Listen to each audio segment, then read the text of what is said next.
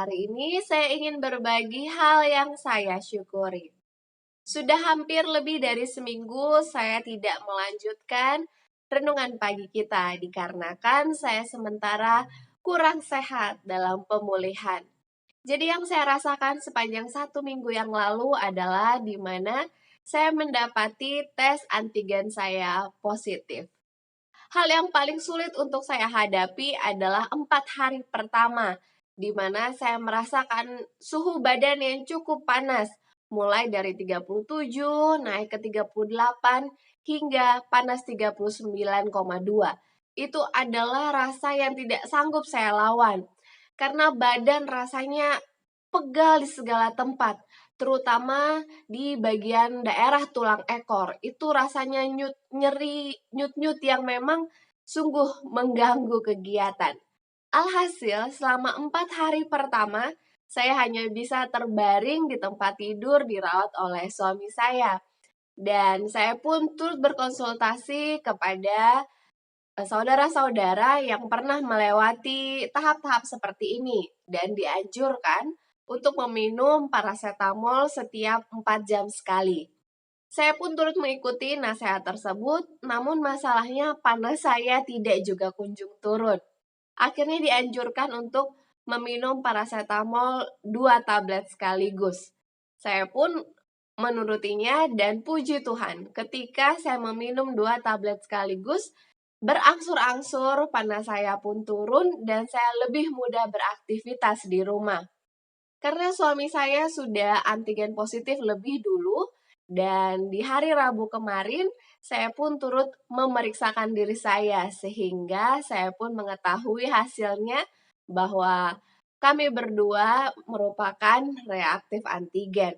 Dan dianjurkan oleh dokter yang memeriksa agar kami isolasi mandiri di rumah. Saya sangat bersyukur kepada Tuhan bahwa Tuhan membantu saya melewati masa-masa yang sulit. Puji Tuhan, sekarang sudah tidak lagi panas, tinggal gejala-gejala berikutnya. Saya bersyukur bagaimana Tuhan tetap melindungi kami. Suami saya sudah vaksin hingga vaksin yang kedua, jadi gejala dia tidak terlalu sulit, dia tidak mengalami panas. Cuma karena saya belum vaksin, jadi saya merasakan reaksi melawan virus ini juga cukup berbeda. Saya berterima kasih kepada Tuhan, Tuhan telah memimpin kami semua hingga saat ini kami tetap dalam masa pemulihan. Inilah hal yang saya syukuri, saya rindu Anda pun dapat memiliki hal yang Anda syukuri. Mari kita sama-sama mulailah dari hal yang sederhana atas berkat Tuhan yang kita rasakan. Mulailah dari hal-hal yang kecil. Baik, mari kita lanjutkan bacaan renungan pagi kita hari ini di tanggal 19 Juli dengan judul kita memerlukan lebih banyak Kaleb dan Yosua. Dengan ayat inti yang tertulis di dalam Bilangan 13 ayat yang ke-30. Kemudian Kaleb mencoba menenteramkan hati bangsa itu di hadapan Musa, katanya, "Tidak, kita akan maju dan menduduki negeri itu, sebab kita pasti akan mengalahkannya." Penjelasannya, malaikat yang ketiga itu terbang di tengah-tengah langit mengumumkan hukum-hukum Allah dan iman akan Yesus. Ini mengibaratkan pekerjaan yang harus dilakukan pada hari-hari terakhir ini. Pekabaran ini tidak kehilangan kuasanya dalam penerbangannya. Rasul Yohanes melihat pekerjaan itu makin bertambah dalam kuasanya hingga seluruh dunia dipenuhi dengan kemuliaan Allah. Pekabaran, takutlah akan Allah dan berpeganglah pada perintah-perintahnya, karena telah tiba saat penghakimannya. Harus diserukan dengan suara nyaring. Dengan semangat dan tenaga hebat umat manusia harus memajukan pekerjaan Tuhan. Di rumah, di sekolah, dan di gereja, pria dan wanita dan orang-orang muda harus disediakan untuk mengajarkan pekabaran itu kepada dunia. Sekarang ini juga, kita memerlukan orang-orang yang seperti Kaleb dan Yosua. Kita memerlukan pemuda dan pemudi yang kuat, berserah serta menyangkal diri, yang akan mendesak maju ke depan.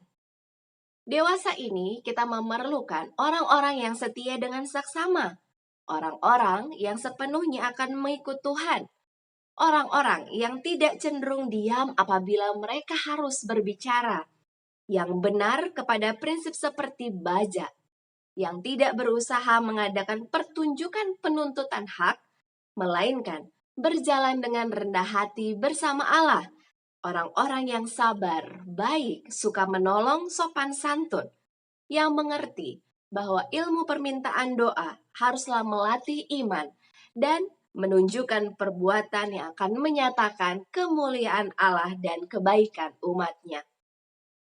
Mengikut Yesus menuntut pertobatan segenap hati pada mulanya dan pengulangan pertobatan ini setiap hari.